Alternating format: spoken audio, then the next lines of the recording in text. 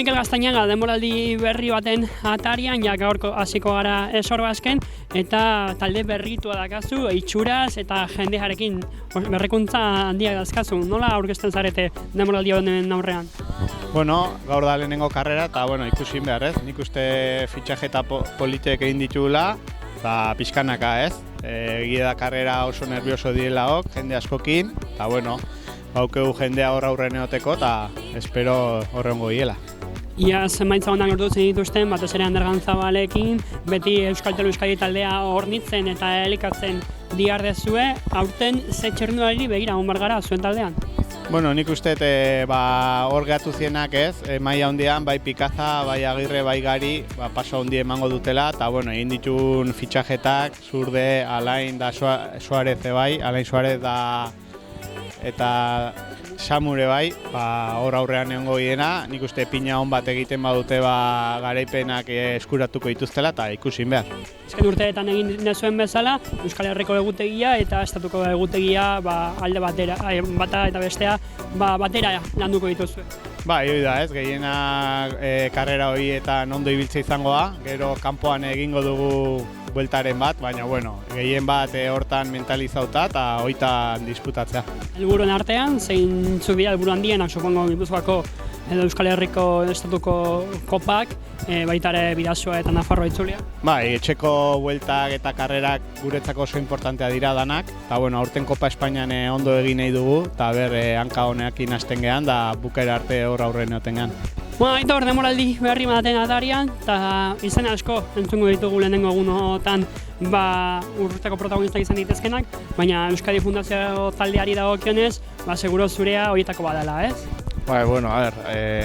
Guaingoz ekipua oso potenteak hau, ekipo honetan batzuk bagea ondo gehanak ibili denboraldi honetan, da, Buru handiak zehaztuta dituzu hortan gure moledirako. Hori da, Guaingoz lehenengo kronua ondo inberrak hau eta etapa batzuk atatzen.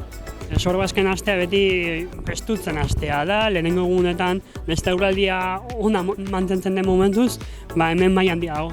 Hori da, hemen maila handia egotea, frantzesak eta oso fuerte ibiltzea, iparraldekoak eta ere bai, eta gure bai, horte etorrera.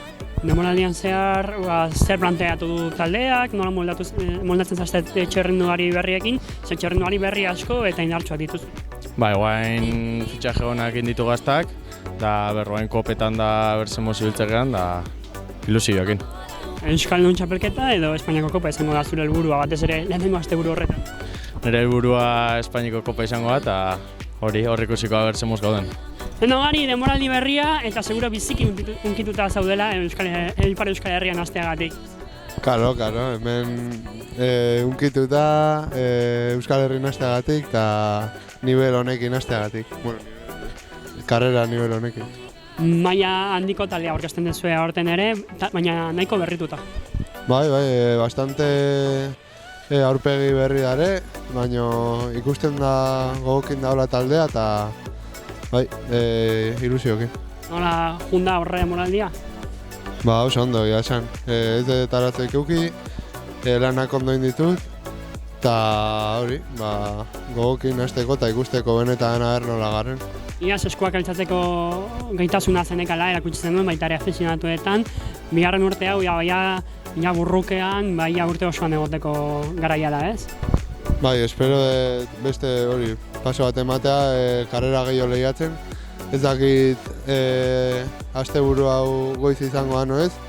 Baina gogo ditut ikusteko, Lehian egon, baina batez ere karrera nagusietan lehian egotea, Espainiako kopak, Euskal Herrikoak, Euskal Herriko itzuliak, Nafarroa, Bidasoa, horiek dituzu jomuan. Karo, aurreko urten ikusi non, igual lasterketain gogorretan pixka faltatzen dela eta aurten nahi ikusi hor nahola eta espero da ez. Eta nun bait izatekotan, nun nahiko zenuke aurten Call Me Maybe egitea? Zeitea? Call Me Maybe, hemen bertan konformako nintzen, alik eta azkarren da fuera. Sorteo. Eskerrik asko.